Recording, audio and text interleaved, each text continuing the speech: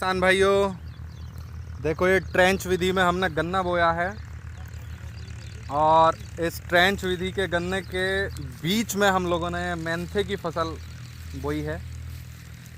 तो ये मेंथे की फसल थोड़ी सी डाउन चल रही है स्थिति से, क्योंकि ये जो आप गन्ना देख रहे हैं ये बढ़वार में बहुत ज़्यादा हो गया है। देखिए मैं आपको दिखाता हूँ नज़दीक से। तो ये गन्ना जो है इस मेंथे की फसल को दबा रहा है। तो इससे बचने के लिए हम एक तकनीक और कर सकते हैं। देखिए गन्ने की कटिंग हम लोग करा रहे हैं इस तरीके के साथ।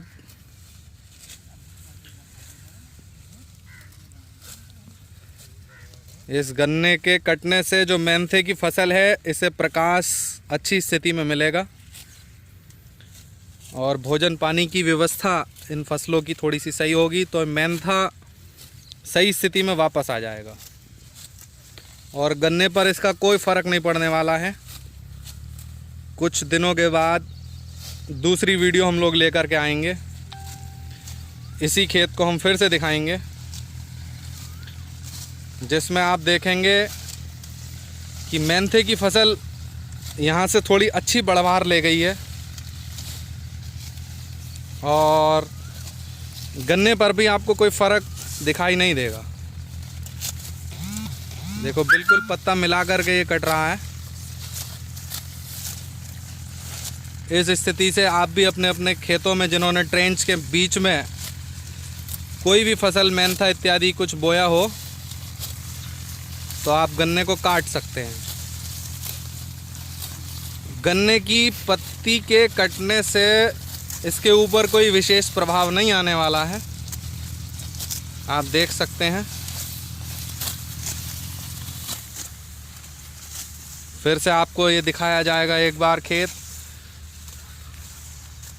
10 दिन बाद इसका एक फिर से डेमो दिया जाएगा खेत का, आप देखेंगे।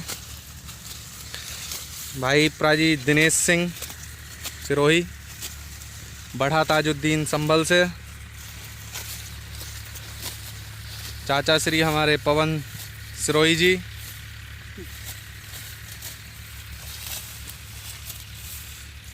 बहुत उन्नत किसान हैं। 20 बीघे का ये खेत है आप देख रहे हैं